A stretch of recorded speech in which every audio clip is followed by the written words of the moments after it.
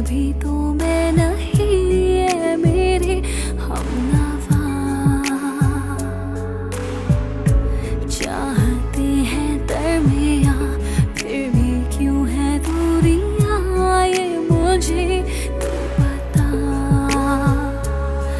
ये इश्क क्यों बेहाल है, उलझा हुआ एक जाल है, हाँ ये जिंदगी।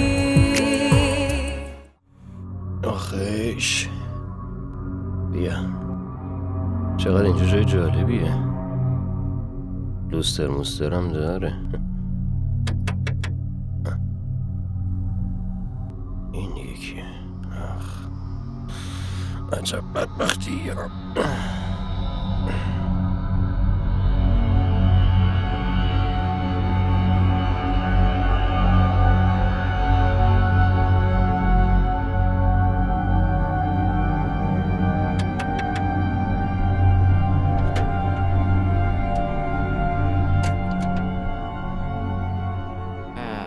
امروز که در قفل بود. دیگه قفل نیست برادر. خوبه شما مستاجر جدیدین، من شکورم، همین بغل قنادی دارم.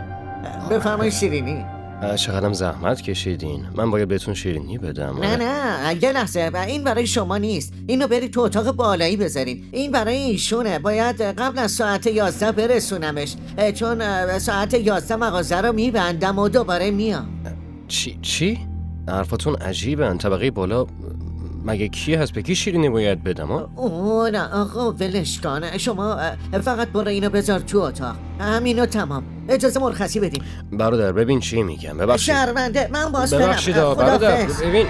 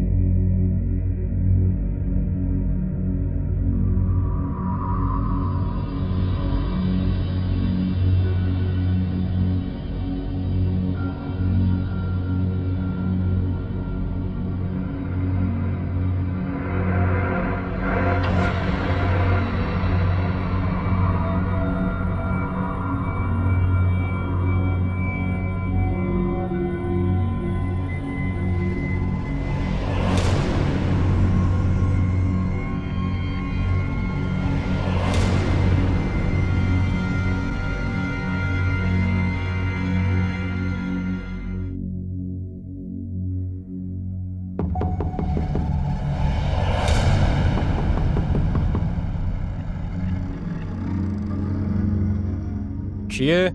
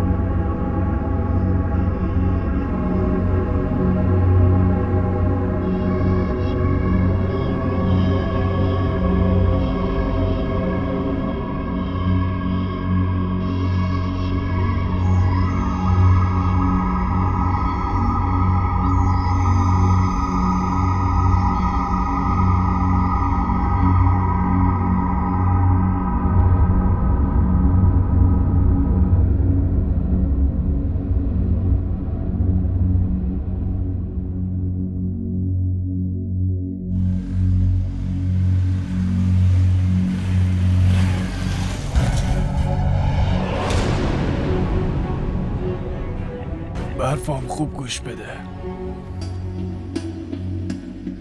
و آماده شو. باید نماز بخونی 5 بار در روز. تنهاش نذار، این برات واجبه.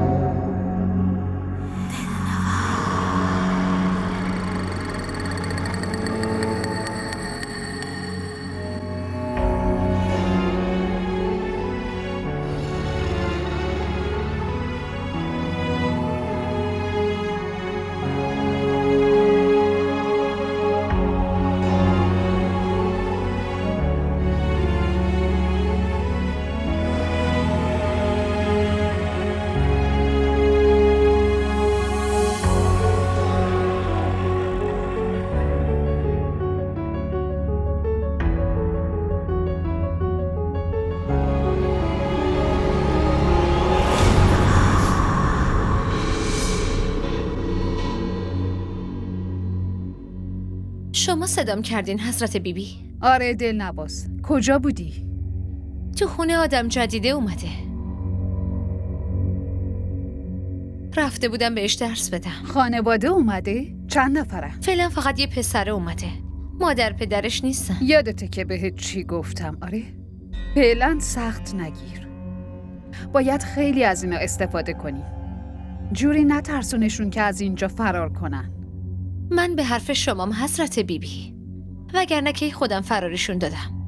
اون پسره اومده توی اتاق من با اینکه کل خونه خالیه. آها باشه، الان میخوام چله بگیرم.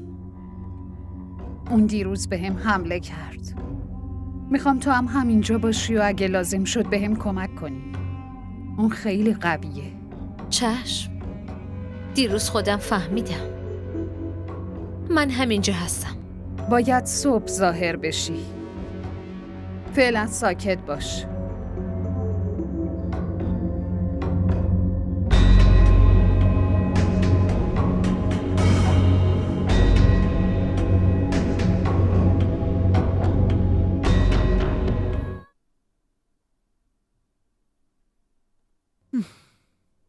ای خدا، نمیدونم بچم چیزی خورده یا نه.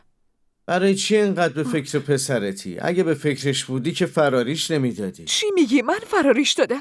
به خواست خودش رفته. الهی اون مادر و دختر روز خوش نبینن.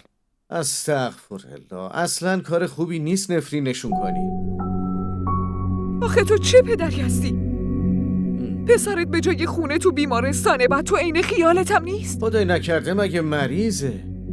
تو بیمارستان دکتره ها، وسط بیابون که نیست، کولر روشنه، پنکه میچرخه، راحت خوابیده. تو هم برو بخواب. خدا واقعا بهت عقل بده. خدا رو شکر این یکی رو بهم داده.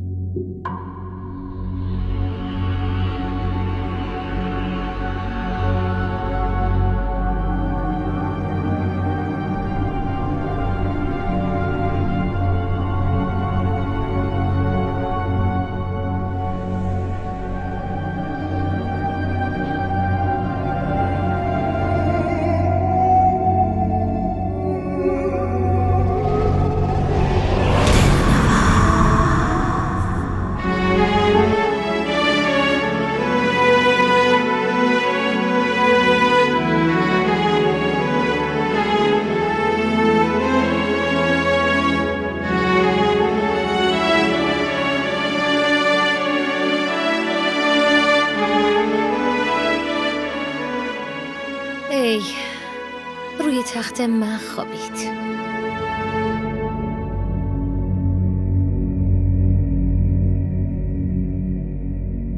چقدرم خسته است، دلم نمیاد بترسونمش.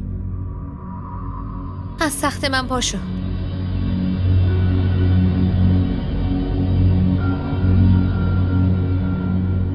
باشه، تو بخواب، اما منم الان روی تختم میخوابم.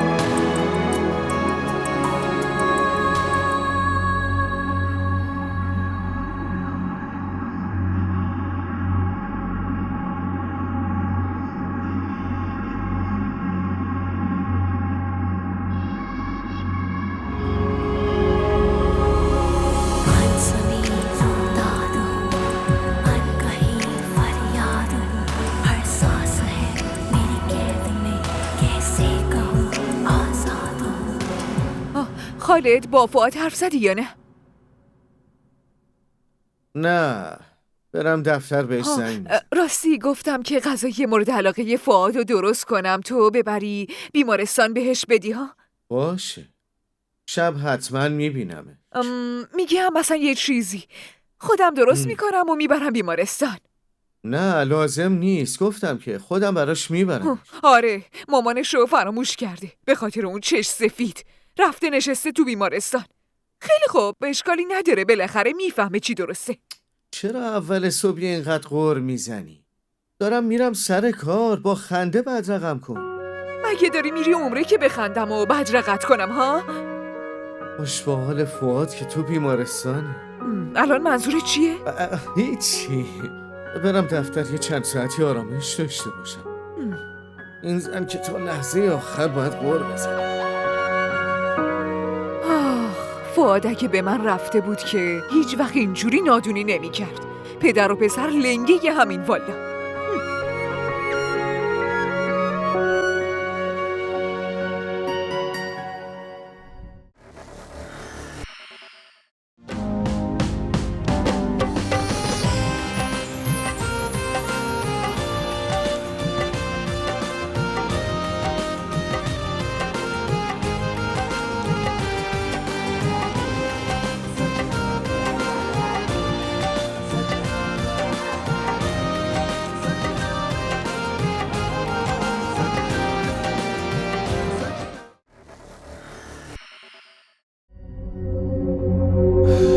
دیرم شد امروز.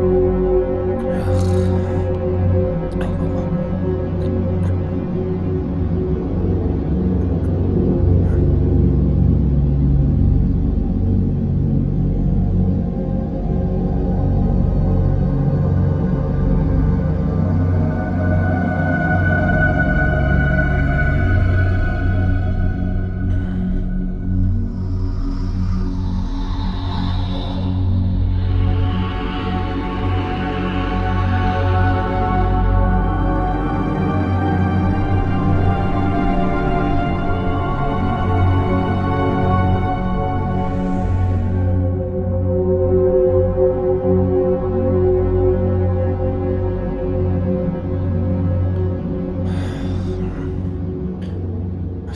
کارن زنگ بزن دیگه.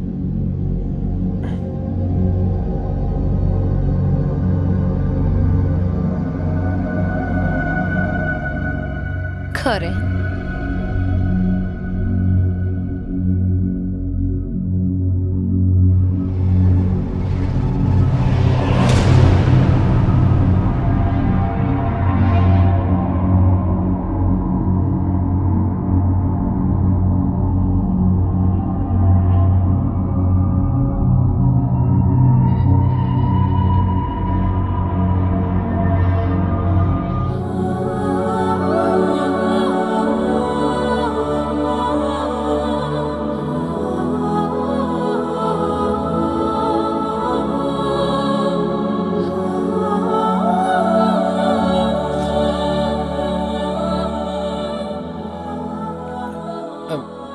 بله آقا، دارم میام. 10 دقیقه دیگه.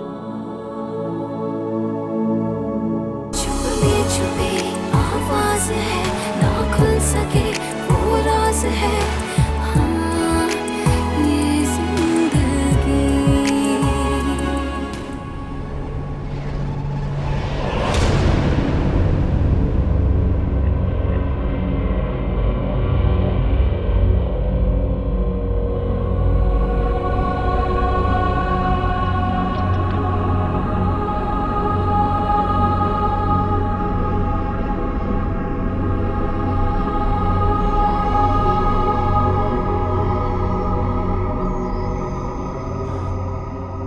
حتما یه خبراییه.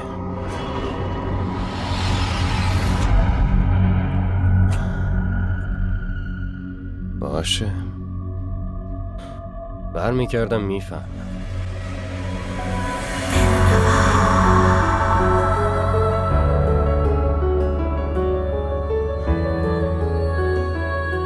کسی برمیگرده که بره بیرون. آقا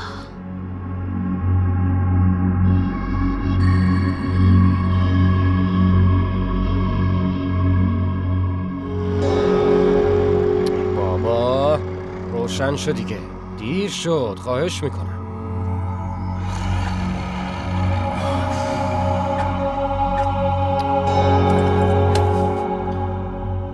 عجب روزیه ها امروز.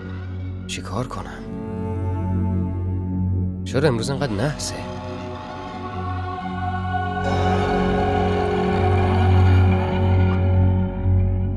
آقا ما هیچ وقت تنها نمیمونیم.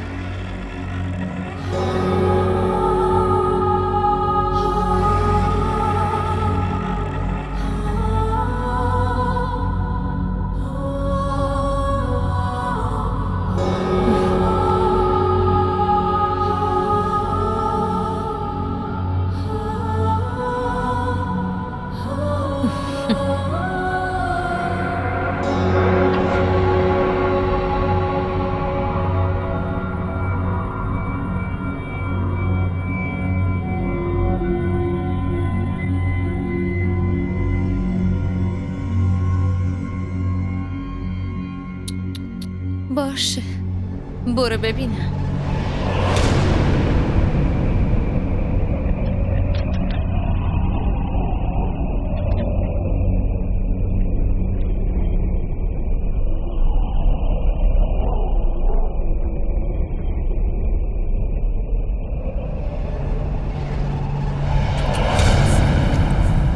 شب میبینمت حسابی آقا.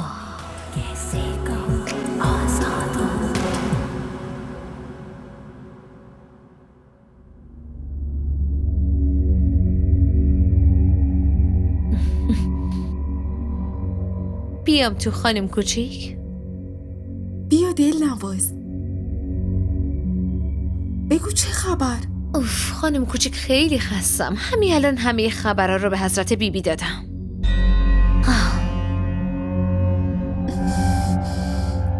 کدوم کوه جا به جا کردی که خسته ای؟ کل شب پیش حضرت بیبی بودم. صبح که رفتم توی اتاقم یه لندهو روی تختم خوابیده بود. مستاجر جدید مگه اومده؟ آره یه پسر است. هنوز خانواده‌اش نیومدن. یعنی تو حولش ندادی از تخت بندازیش پایین؟ نه، اون کیفی که تو موش و گربه بازی هست توی یه دفعه ترسوندن نیست. من خیلی خوشم میاد وقتی آدمو میترسن. تازه‌شم مردای دنیای شما خودشونو خیلی مهم میدونن. وقتی غرورشونو میشکنم خیلی لذت داره. اگه یکیشون رو دنده لج بیفته تو اذیت میشی. تازه خدا که الکی انسانو اشرف مخلوقات نکرده. خب خواهر کجاست؟ الان از خواب پا شدن. شاید یه زنی اومده ببینشون.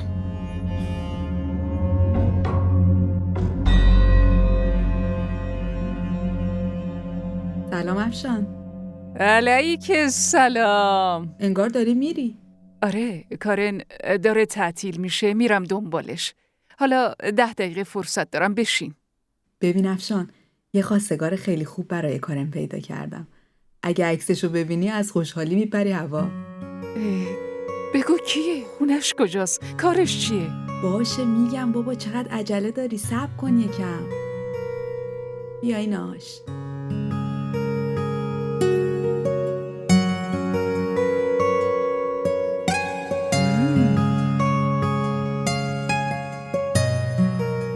خیلی خوش تیپه. کارش چیه؟ خانوادش وضعشون خیلی خوبه، توی ارتشن. خودش هم بیزینس چرم داره. دنبال یه دختر خوشگل و تحصیل کرده میگردن که خانواده دار باشه. همین که عکس کارن رو نشون دادم سریع پسندیدن. خودش گفت همچین دختری میخواستم. خانواده پسر جوابشون مثبت. باشه، جواب منم مثبته. اما باید حتما با کارن صحبت کنم، ببینم نظرش چیه. تو یه کاری کن، این عکسو بده به من ببینم شب کی حالش مناسبه، باهاش حرف میزنم، بعد بهت میگم. باشه، هر طور میلته. هر وقت تو بگی میگم خانواده‌اش بیان. اما افشان، من میگم خانواده به این خوبی رو نباید از دست داد. من کارنو مثل بچه‌هام دوست دارم. راستش وقتی شیده پشت سر کارن اونجوری حرف زد، با خودم گفتم هر طور هست یه خواستگار براش پیدا میکنم. تو چقدر خوبی بلقیس. همیشه به من کمک میکنی. دلم روشنه، انشالله همه چی درست میشه. خیلی خوب، بریم. دیر شد. کلیدو بردارم، حتما تعطیل شده.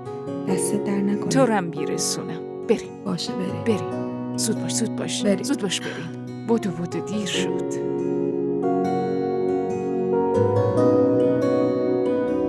ما را در شبکه‌های اجتماعی دنبال کنید.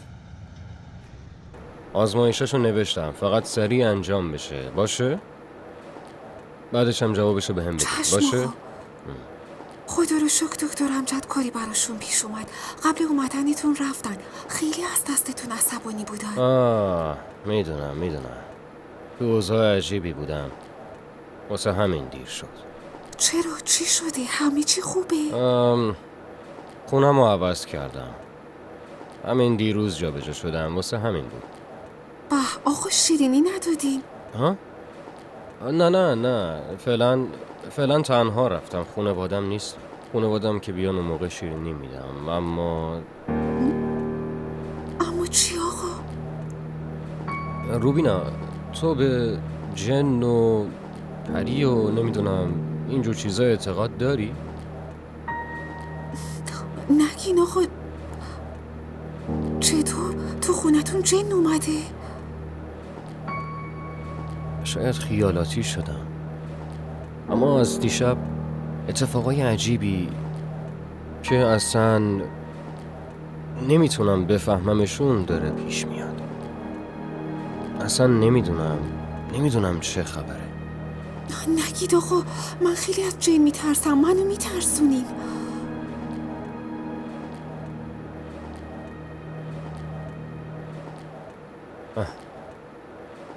خیلی خوب، باشه، بعداً صحبت میکنیم.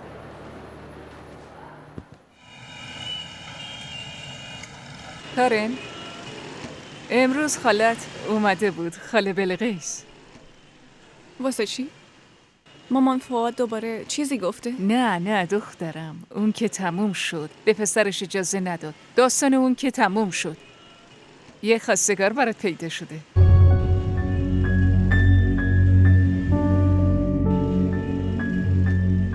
چی شده؟ مگه خودت نگفتی به خاله بلقیس بگو؟ آره مامان، ولی آخه اما چی؟ تازگی یه درویش رو دیدم. خیلی حرفای عجیب غریبی به هم میزد. ببینم چی میگفت؟ هیچی مامان. به هم میگفت که نماز بخون و آماده شو، وقت امتحانه. حرفاش خیلی عجیب غریب و بی خود بودن. این کجاش بده؟ بنده خوب خدا میگه کارای خوب کن دیگه، وگرنه تو میدونی این روزا خیلی درویشا گدایی میکنن. این که بگه خوب باش که بد نیست، خوبه دیگه. اونا همه رو به انجام کارهای خوب دعوت میکنن. آره مامان.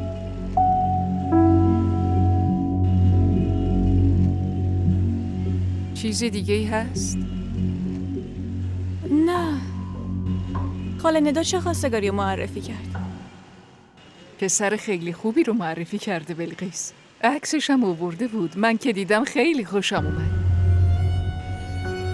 ولی یه چیزی گفتم من باید از دخترم بپرسم. تصمیم آخر با دخترمه. خوب گفتم؟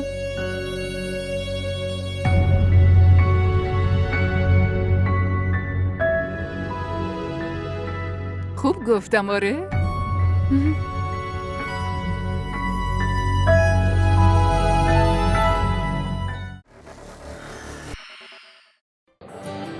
بگو ببینم خوشگله. دونی وقتی آدم عاشق یکی میشه دیگه نمیپرسه که چقدر خوشگل. شاید اون از همه خوشگل‌تر باشه. این عشق عزیز دلم. آب نیست که هر وقت تشنت شد بگی یه لیوان آب بده. برای آب باید هزینه‌شو داد. به همون قیمتی که تشنه‌های کربلا پرداخت کردن.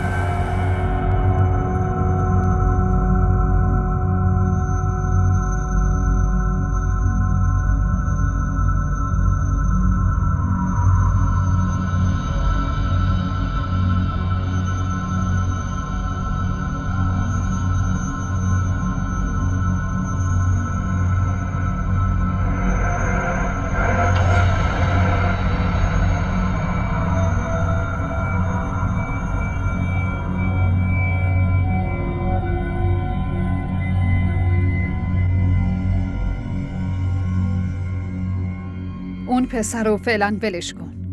کاری دیگه من انجام بده. دختر خدیجه چی شد؟ بگو ببینم. 4 روز پیش بهش دعا دادم. هنوز مستاجرش اذیتش میکنه.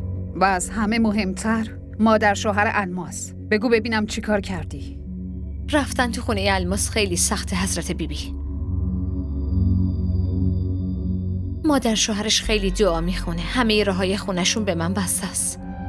به خاطر همینه جهان آرا میگه خواهر آخه چرا چله به این سختی میگیری؟ مریض میشی، جونت میره میمیری. اما چی کار کنم؟ تو نمیتونی همه کارای منو بکنی. تو هم محدودیت داری. فکر کنم دیگه برای انجام دادن کارام یه موکل قوی نیاز دارم. شما نگران اون پسر نباشید حضرت بیبی. من آدمای خودم رو گذاشتم سر اون. بقیه کاراتونم خودم میکنم. تا ساعت 12 برگرد. امروز آخرین روز چلمه. تو که میدونی روز آخر چله خیلی باید مراقب بود.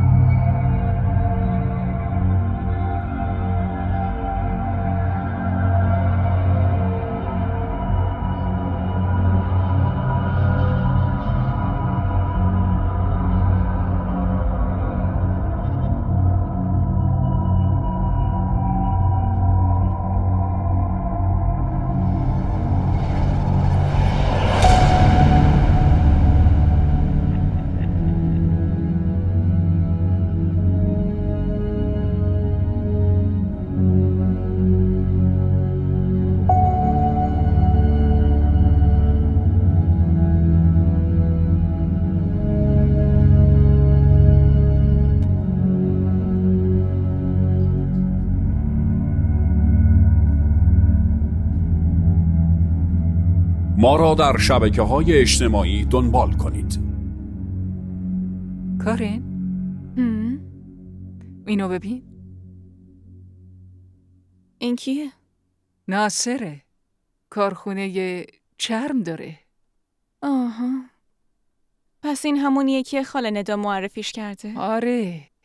درست ببینش دیگه. چیو ببینم مامان؟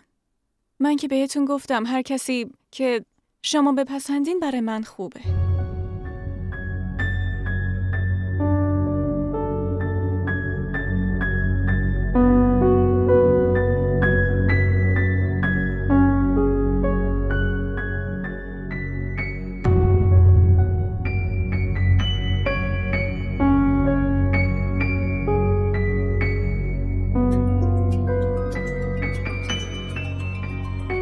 کی زنگ میزنه؟ فؤاده؟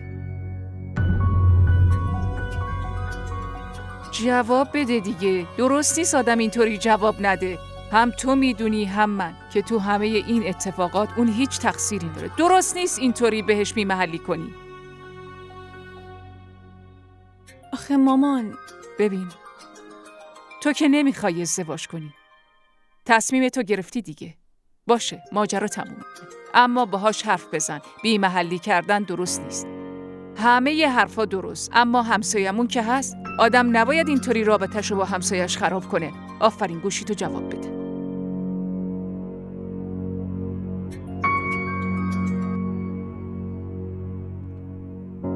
الو؟ الو؟ خدا رو شکر تلفنتو جواب دادی. واسه چی به هم زنگ میزنی؟ فقط میخواستم بگم که از خونه اومدم بیرون. چی؟ چی داری میگی؟ به خاطر تو دارم میجنگم. تا آخرین لحظه هم میجنگم. الان کجا زندگی میکنی؟ احتمالاً توی یه خونه جن زده. بابا یه خونه رو با یه قیمت خوب پیدا کرده و خریده. منم الان اونجا زندگی میکنم، اما اینجا تنها نیستم. اصلا تنها نیستم. یاد تو هست و یه سری هم جن غریبه. آره. تو نباید از خونه میرفتی فؤاد. موفقیت تو رضایت و خوشحالی پدر و مادرته. نه به خاطر اینکه مامان حاضر به ازدواجمون نیست از خونه نرفتم. واسه این رفتم که مامان بهت ظلم کرد، بهت تهمت زد. کارن اینو من به هیچ عنوان نمیتونم قبول بکنم. نمیتونم تحملش بکنم. هر چی که هست فؤاد. مامانم به یه خواستگارم جواب مثبت داده. الان دیگه لطفاً نه به هم زنگ بزن، نه اینکه به هم پیام بده.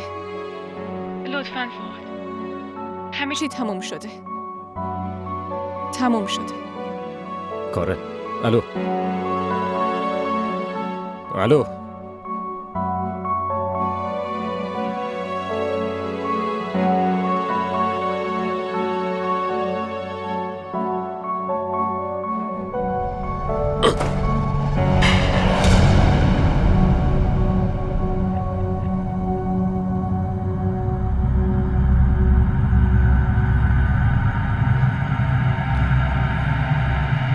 یه چیزی خیلی راست بهت بگم. من اومدم تو این خونه و از اینجام تکون نمیخورم. فهمیدی؟ چون این خونه مال منه. فهمیدی؟ این خونه منه.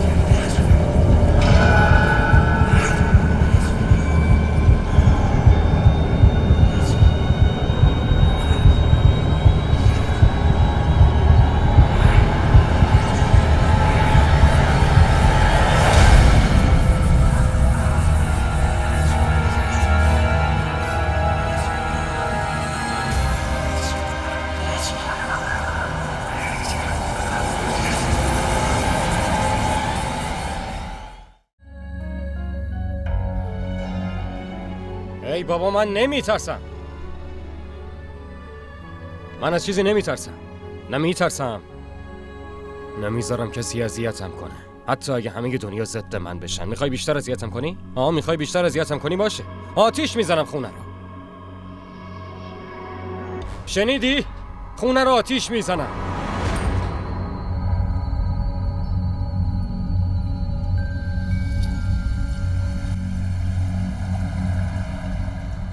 اومدی خونم و وسایلم رو گرفتی. بازم منو تهدید میکنی؟ دلم میخواد تو صورتت یه چک بخوابونم آقا، اما نمیدونم چرا دستم رود بلند نمیشه.